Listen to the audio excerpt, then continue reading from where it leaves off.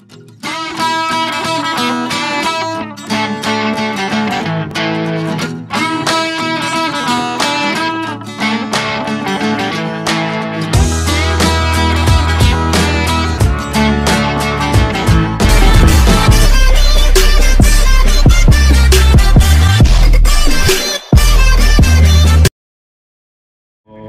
الكتاب سنن أبي داود للحافظ أبي داود سليمان ابن الأشعث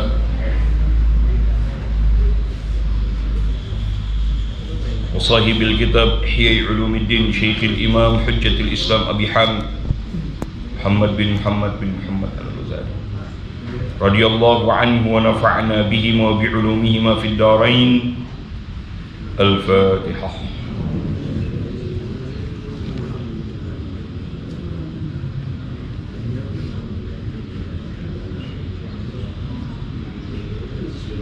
ثم إلى حضرة شيخنا وسيدنا ومعلمنا ومهذبنا مربينا مرشدنا إمام عبد الله بن محمد إدريس وصلنا في الجنيد الحافظ الحج وجيم شيخنا في الدين والدنيا والآخرة وصلنا حضرات يا حج محمد سيدنا بن حسن الملوك إلى جميع مقاصد المرض السلام والعافية في الدين والدنيا والآخرة.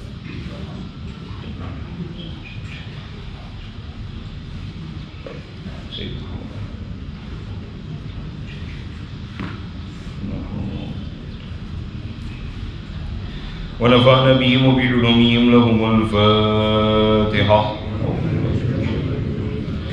بسم الله الرحمن الرحيم الحمد لله رب العالمين الرحمن الرحيم مالك يوم الدين إياك نعبد وإياك نستعين اهدنا الصراط المستقيم صراط الذين أنعمت عليهم غير المغضوب عليهم ولا الضالين آمين.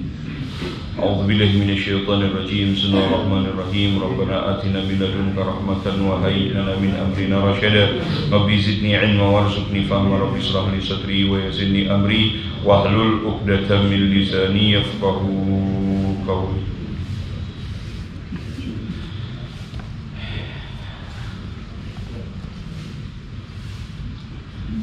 Betul Bapak, saya baru dihubungi tadi malam. Jadi baru di malam Abi menghubungi jam 9 untuk menggantikan Ustaz Herul. Ustaz Herul ada tugas ke Kediri, jadi harus dilaksanakan, tidak bisa. Sampai bab mana Bapak? Saya di sini cuma tahunya sampai kalimat ada batas di sini, ada tanda Haddatsana Sulaiman ibni Daud al-Mihri. Ya, babat. Hah? Mana? Majaa.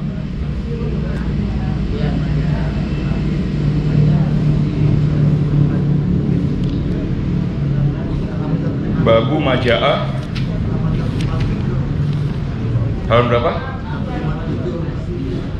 Hadis ke-3 3006.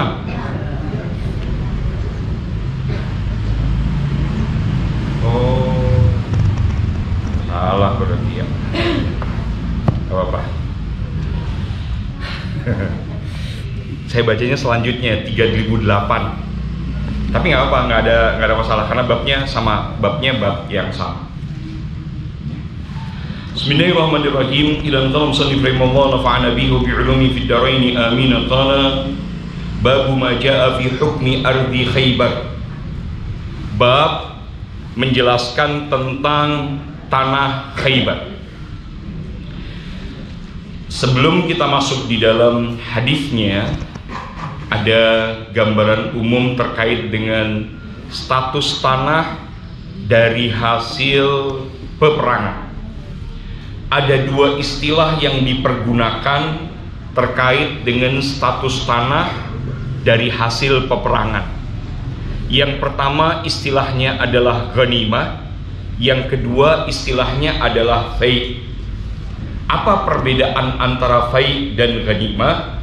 Ghanimah itu hasil rampasan perang yang bisa dimiliki oleh pribadi-pribadi. Jadi kalau ada sebidang tanah kemudian sebidang tanah tadi statusnya sebagai ghanimah, maka sebidang tanah tadi bisa dibagi-bagi dan dibagikan bagiannya sesuai dengan pembagian yang sudah ditentukan dan menjadi kepemilikan pribadi, itu namanya ghanimah. Adapun fai tidak begitu. Fai itu adalah sebidang tanah dimiliki oleh negara. Jadi yang memiliki itu adalah pemerintahan, yang memiliki itu adalah negara. Tapi kemudian boleh dikelola oleh pribadi-pribadi yang sudah disepakati. Dengan kata lain, kalau fai nanti bagi hasil. Kalau fai itu jadinya bagi hasil. Tapi kalau ghanimah tidak bagi hasil, kan milik pribadi. Tapi kalau fai nanti akan bagi hasil. Nah, yang berikutnya adalah kalimat terkait dengan Khaybar itu sendiri, sebagaimana sudah disampaikan pada hadis-hadis sebelumnya, bahwa Khaybar ini adalah peperangan dengan orang-orang Yahudi. Ada 3 kelompok Yahudi besar di kota Madinah. Yang pertama Bani Qainuqa, yang kedua adalah Bani Nadir, yang ketiga adalah Bani Quraidah. Ketiga kabilah Yahudi ini adalah kabilah terbesar.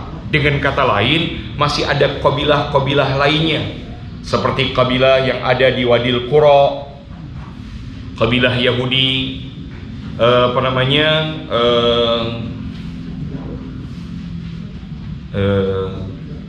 Fadak, Taima, dan lain sebagainya. Jadi masih ada kabilah-kabilah Yahudi yang lain yang jumlahnya tidak besar, kecil. Tapi yang besar ini 3 kabilah ini, Qainuqa, Bani Nadir, sama Bani Quraidah. Yang ketiganya sudah ditaklukkan sebelum perang Khaybar.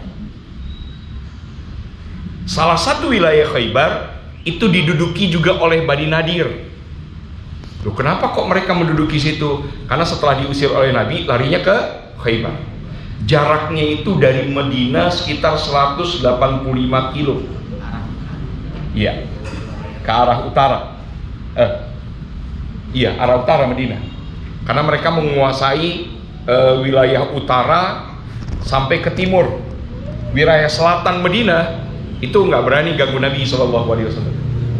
Tapi wilayah utara Madinah sampai ke timur itu wilayahnya orang-orang Yahudi, gitu. Jadi kurang lebih 180 kilo. Sudah ada yang pernah ke sana? Belum ya? Di sana tinggal apa namanya? Tahun 90-an itu masih ada sisa-sisa benteng Khaybar. Sekarang rupanya sudah bersih tuh. Kalau dulu tahun 90-an itu masih ada. Jadi kalau kami datang ke sana, itu masih ada sisa-sisa benteng Khaybar. Kenapa ini masuk di dalam pembahasan? Sebenarnya kaitannya dengan apa? Dengan keadaan Khaybar yang begitu luas. Jadi Khaybar itu luasnya luar biasa, dan kekayaan yang ada di dalamnya itu sangat luar biasa. Kita baca dulu hadisnya. Haddatsana Harun ibnu Zaid ibni Abi Zarqa. Haddatsana Abi.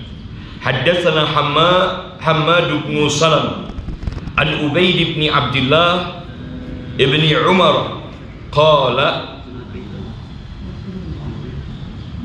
ahsabuhu an-Nafi an ibni Umar anna an-nabi sallallahu alaihi wa alihi wasallam qatala ahla Khaybar fa ghalaba 'ala al-ardi wan-nakhli 'ala an-nakhli wal-ardi wa alja'ahum ila qasrihim fasalahuhu 'ala anna li rasulillahi sallallahu alaihi wasallam safra wal bayda wal halaqah walahum ma hamalat rikabuhum ala an la yaktumu wa la yughayyibu syai'an fa in fa'alu fala dhimmata lahum wa la ahda fa ghayyabu maskan li Hayy ibn Akhtab wa qad kana qutila qabla Khaybar kana ihtamalahu ma'ahu yawma Bani Nadir hina ujliyat an-nadhir fihi hulliyuhum.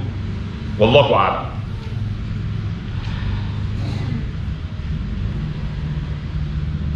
Haddatsana Harun, sampaikan pada kami Harun ibn Zaid bin Abi Zarqa.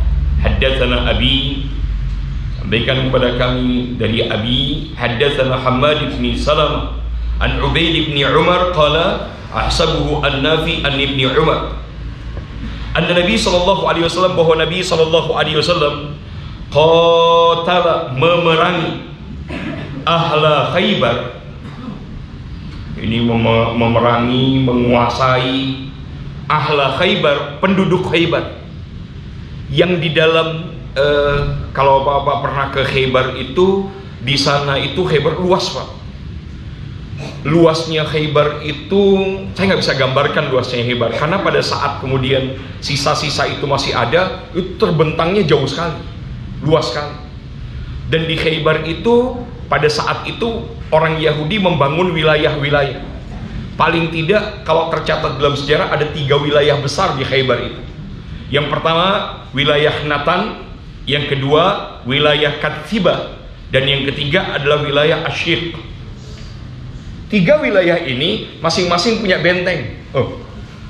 Setiap wilayah itu punya benteng. Dan bentengnya bukan satu benteng. Benteng itu benteng terpisah-pisah.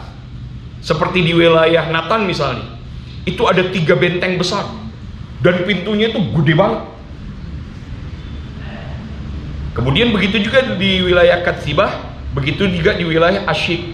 Jadi itu ada benteng-benteng besar. Berarti ketika digambarkannya, berarti ketika Nabi menaklukkan Khaybar, itu harus menaklukkan benteng satu-satu, tuh benteng ditaklukkan sama Nabi SAW.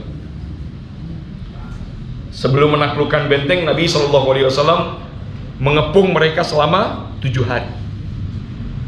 Tapi bagusnya Nabi itu, bahwa kalau baca strateginya luar biasa. Pada saat itu Khaybar, Yahudi Khaybar itu sudah bekerja sama sama Ghatafan, Bani Ghatafan.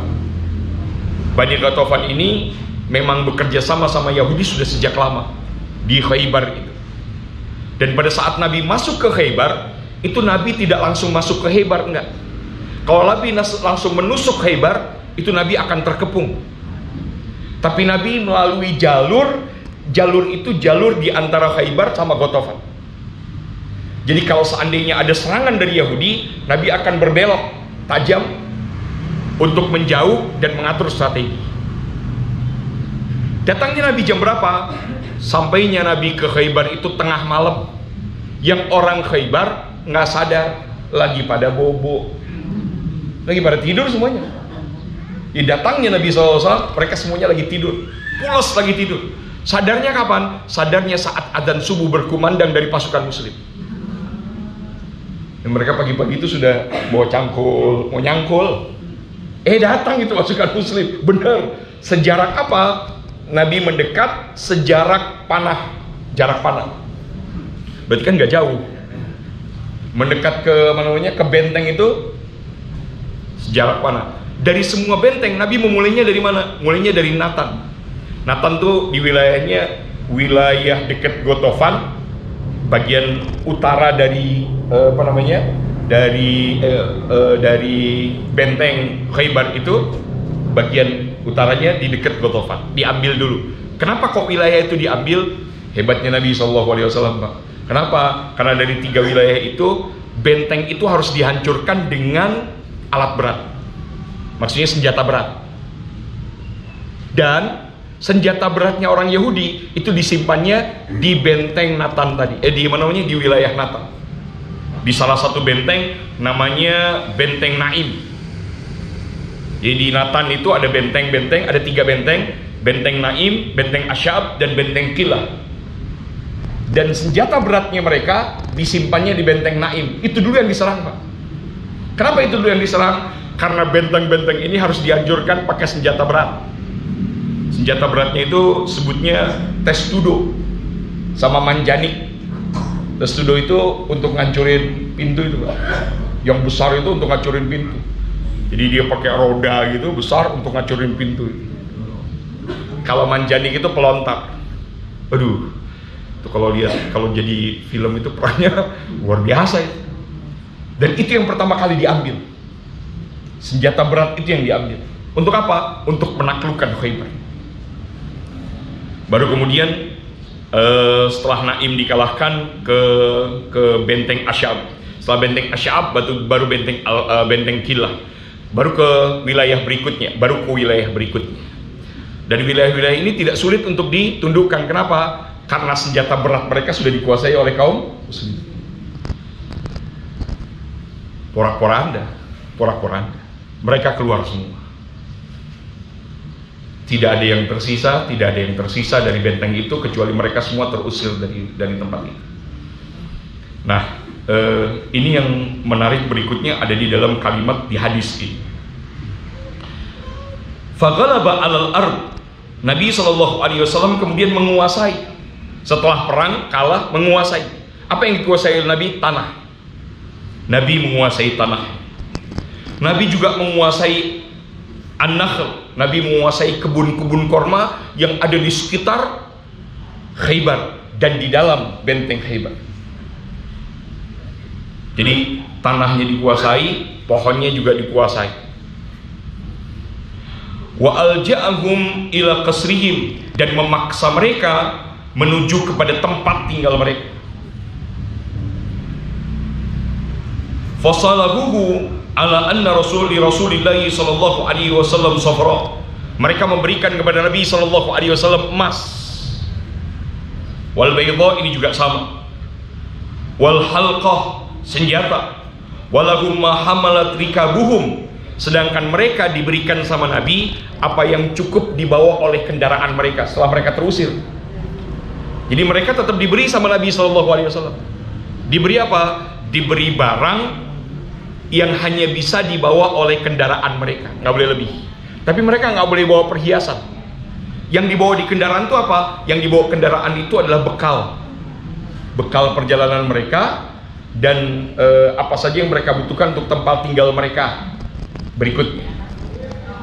Nabi SAW usir mereka, diusir, nggak boleh bawa. Sampai Nabi SAW mengatakan kalau ada yang bawa, itu bawa apa namanya? Bawa perhiasan, dihukum mereka. Sampai diperiksa sama Nabi satu persatu, satu orang demi satu orang diperiksa, barang bawaannya, apa yang disimpan di balik pakaiannya.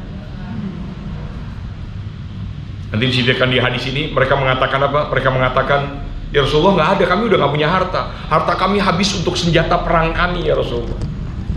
Dan ternyata ketemu itu harta. Apa yang terjadi? Ada yang dibunuh oleh Nabi SAW. Siapa yang dibunuh oleh Nabi SAW? Nanti kita akan ceritakan siapa yang dibunuh oleh Nabi SAW. Walahum ma hamalat rikabuhum ala an la yaktumu. Nggak boleh mereka sembunyikan. Boleh mereka bawa apa yang mereka butuhkan, tapi mereka tidak boleh sembunyikan. Apa yang dimaksud disembunyikan? Harta kekayaan mereka nggak boleh ada yang disembunyiin. Wala yughayyibu syai'an, nggak boleh menyimpan sesuatu, pura-pura menyimpan sesuatu di dalam pakaiannya, nggak boleh. Fa in fa'alu fala dhimmata lahum. Kalau seandainya mereka lakukan, maka tidak ada lagi perlindungan untuk mereka. Wala ahda, perjanjian putus pada mereka. Faghayyabu miskan, mereka kemudian ternyata menyembunyikan satu kantong emas, kantong kulit yang isinya emas milik Huyai ibnu Akhtab yang sudah dibunuh oleh kaum muslimin sebelum perang Khaybar. Sudah meninggal apa mati? Sudah mati. Huyai bin Akhtab, yang jangan lupa anaknya Huyai bin Akhtab yaitu Sayyidah Sofia menikah sama Nabi SAW. Istri Nabi diantaranya Sofia binti Huyai bin Akhtab itu menikah dengan Nabi SAW. Saat kapan? Saat selesai perang Khaybar. Kenapa dinikah oleh Nabi SAW? Yang minta adalah Sofia. Sofia datang kepada Nabi menceritakan kepada Nabi yang pada saat itu sudah dimiliki oleh Sayyidina Dihya ibni Kalb. Sayyidina Dihya ibni Kalb adalah sahabat Nabi yang pernah diceritakan. Jadi kalau malaikat Jibril itu menyerupai manusia, itu miripnya seperti Sayyidina Dihya al-Kalb, Sayyidina Dihya, sahabat Nabi yang cakep itu. Diceritakan begitu. Sayyidina Dihya datang kepada Nabi SAW, ya Rasulullah, aku menginginkan mendapatkan ghanimah dari perempuan Yahudi. Kata Nabi, ya terserah kamu, pilih olehmu yang kau inginkan. Setelah dipilih, kemudian datang berita bahwa perempuan ini ingin menemui Nabi SAW, yaitu Sayyidah Sofia binti Huyai bin Akhtab. Datang kepada Nabi SAW menceritakan keadaan dirinya yang sebenarnya menginginkan agar dinikahi oleh Nabi Muhammad SAW. Nabi bertanya, kenapa? Kenapa ingin dinikahi? Beliau bercerita, 7 tahun yang lalu, ini belum kejadian Khaybar, Sayyidah Sofia itu sudah mulai dalam keadaan bingung. Kenapa bingung? Karena merasa setelah baca kitab Taurat itu menemukan literatur di kitab Taurat tadi bahwa ada nabi yang bakal diutus di akhir zaman, dan zamannya itu mendekati masa hidupnya. Itu yang membuat kemudian menjadi gundah. Ditambah lagi 7 tahun yang lalu itu mendengar bisikan dari ayahnya Huyai bin Akhtab yang sempat datang dengan pamannya ke Kuba dan ngelihat Nabi SAW dan mengatakan, nggak bisa, kami tidak bisa menerima kalau Nabi datang bukan dari Bani Israel, nggak bisa. Kata-kata itu kemudian meyakinkan dirinya bahwa Nabi sudah ada, dan menjadikan itu kemudian tergerak untuk datang kepada Nabi Muhammad SAW. Jamaah yang Allah, umur berapa itu 7 tahun yang lalu? Umur 10 tahun. Jadi 7 tahun yang lalu itu umurnya 10 tahun. 10 tahun itu sudah berpikir kayak begitu. Anak kita 10 tahun mikirnya apa, Pak? La ilaha illallah. TikTokan. Anak sekarang 10 tahun TikTok, YouTube. 10 tahun sudah buka Taurat dan menemukan di situ ada ciri-ciri seorang nabi. Berarti ketemu Nabi di perang Khaybar itu umurnya 17 tahun. Karena diceritakan di dalam sejarah itu seorang gadis berumur 17 tahun. Sebenarnya bukan gadis karena sudah dinikah oleh Kinanah. Kinanah itu mantunya Huyai bin Akhtab yang nanti dibunuh oleh Nabi SAW. Kasusnya terkait dengan ini. Jadi saya ingin nyambungkan karena ada kalimat sini, Pak. Kalimat mereka menyembunyikan harta. Siapa yang menyembunyikan harta? Ada 2 orang yang menyembunyikan harta. Yang sejak awal ini setelah Huyai bin Akhtab meninggal, 2 orang ini adalah menjadi penggerak utama untuk menghasut semua Yahudi, memerangi Nabi SAW di Madinah.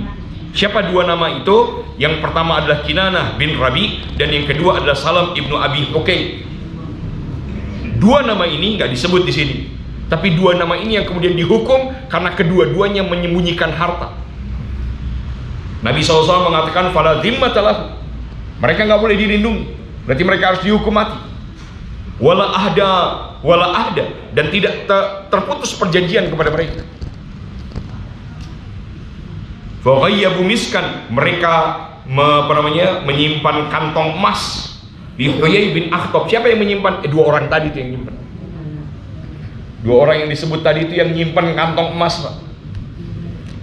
Akhirnya dia, Pak, akhirnya dibunuh oleh Nabi SAW. Perang Khaybar, jumlah kaum kafir yang mati itu ada 93 orang. Sedangkan kaum muslim yang gugur itu dalam riwayat 20 orang, dalam riwayat yang lain 15 orang. Di antaranya adalah seorang sahabat Nabi yang terkenal, sahabat Nabi yang soleh. Dalam satu riwayat itu meninggal karena kejatuhan batu di benteng itu. ada batu yang itu kejatuhan batu, meninggal. Peperangan baru dimulai, jatuhan batu kemudian meninggal dunia. Nabi mengatakan hati-hati, awasi semua benteng tadi, jangan sampai kemudian dijadikan sebagai kesempatan untuk menghancurkan kita dengan cara-cara seperti ini. Cara-caranya cara-cara licik. Cara-caranya adalah cara-cara licik. Kita lanjutkan. Waqad kana qutila qabla Khaybar. Huwai bin Akhtab ini adalah seorang Yahudi yang dibunuh sebelum peperangan Khaybar. Kana ihtamalahu ma'ahu yauma Bani Nadhir. Kejadian pembunuhan itu bersamaan dengan apa? Kejadian pengkhianatan Bani Nadhir. Kan urutannya dari ketiga kabilah ini, pertama kali yang diperangi adalah Bani Qainuqa. Latar belakangnya ada seorang wanita muslim belanja ke pasar Yahudi, digodain sama pemilik toko, kemudian mau dibuka itu cadarnya, dipaksa untuk dibuka cadarnya, dia nggak mau, menolak, sampai kemudian diusilin itu perempuan, diikat ujung khimarnya, penutupnya, menutup auratnya, diikat. Jadi pada saat berdiri kemudian terbuka semua aurat. Dia tertawakan oleh seorang orang Yahudi. Saat ditertawakan oleh orang Yahudi, teriaklah ini perempuan. Langsung berlarilah pedagang muslim membunuh orang Yahudi yang pada saat itu memperlakukan, melecehkan ya wanita muslim tadi. Bunuh langsung. Saat dibunuh langsung orang-orang Yahudi sekitarnya langsung membunuh orang muslim ini. Nabi langsung menuntut, siapa yang membunuh itu orang muslim? Nabi mendatangi itu perintah Allah. Kenapa? Karena mereka sudah melanggar janji membunuh kaum muslimin. Membunuh seorang muslim, datang Nabi. Dikepung sama Nabi sampai akhirnya mereka nggak bisa ngapa-ngapain. Berikutnya kemudian Bani Nadhir, di dalamnya adalah Huwai bin Akhtab. Latar belakangnya itu Nabi SAW ada permasalahan dengan Yahudi dan kemudian ada seorang muslim meninggal. Nabi meminta agar kemudian, karena masih ada permasalahan, nggak sengaja meninggalnya, nggak sengaja, maka Nabi kemudian datang ke sana untuk minta denda kematian. Denda kematian itu diat, minta diat, datang ke sana. Nabi lagi rapat, itu orang Yahudi bisik-bisik, siapa yang bisa narok di atas itu, jatuhin batu dari atas supaya kena sama Nabi Muhammad SAW. Dengar malaikat Jibril langsung ngomong sama Nabi. Pulang Nabi ke Madinah, bawa pasukan langsung dikepung itu Bani Nadhir, diusir dari sana. Yang ketiga kemudian baru Bani Quraidah. Itu agak sedikit lama karena ada dua kejadian baru mereka terusir. Terakhir Khaybar. Bahkan di Khaybar Nabi SAW sempat diracuni. Sama siapa? Sama seorang Yahudiyah namanya Zainab binti Harith. Bikin masakan, kasih racun di pahanya itu daging kambing, paha belakangnya, karena Nabi paling suka paha belakang. Dimakan sama Nabi. Tapi dimuntahin oleh Nabi SAW. Tidak begitu dengan sahabat Nabi Sayyidina Bisir bin Barra, nggak ngelihat Nabi muntahin itu daging, tetap dimakan, ditelan sampai akhirnya meninggal dunia. Nabi muntahkan karena Nabi tahan tangan kalian karena di daging ini ada racun. Datang dipanggil itu Zainab binti Haris, kenapa kau taruh racun di tempat ini? Apa kata kata perempuan tadi kepada Nabi SAW? Aku ini menguji engkau wahai Muhammad. Kalau engkau memang Nabi, pasti kau nggak akan jadi masalah, makan racun juga nggak masalah. Tapi kalau kau mati, memang itu yang kami inginkan. Begitu kata Zainab binti Haris. Akhirnya orang ini dihukum mati. Naam, Zainab binti Haris dihukum mati karena telah membunuh Bishr bin Barra, meracuni. Itulah jahat Yahudi, itu jahat sampai sekarang Pak. Jadi jangan percaya sama Yahudi.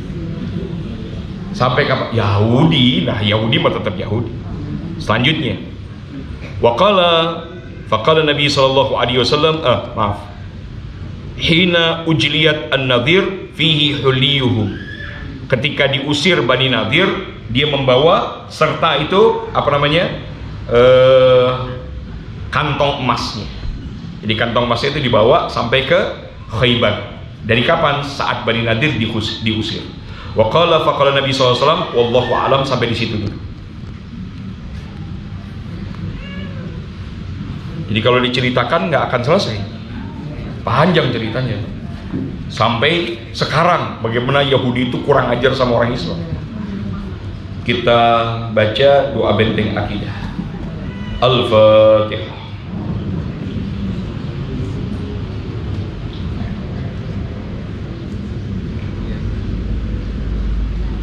Bismillahirrahmanirrahim. Allahumma salli ala Sayyidina Muhammadin wa alihi wa sahbihi ajma'in. Allahumma arzuqna imanan qawiyan wa yaqinan sadiqan wa i'tiqadan jazima. Allahumma arzuqna imanan qawiyan wa yaqinan sadiqan wa i'tiqadan jazima. Allahumma arzuqna imanan qawiyan wa yaqinan sadiqan wa i'tiqadan jazima. Allahumma iftah lana futuhal arifin. Allahumma sallimna wa sallima ma'ana. Allahumma fazna wa احفظ ما معنا. اللهم بلغنا وبلغ ما معنا. اللهم اعصمنا واعصم ما معنا. اللهم ارفع درجاتنا وارفع درجات ما معنا. منا ومنك الإجابة فاستجب دعاءنا يا الله يا رحمن يا رحيم برحمتك يا أرحم الراحمين والحمد لله رب العالمين. Kita lanjutkan ihya. Sampai mana ihyanya, Pak? Sampai kalimat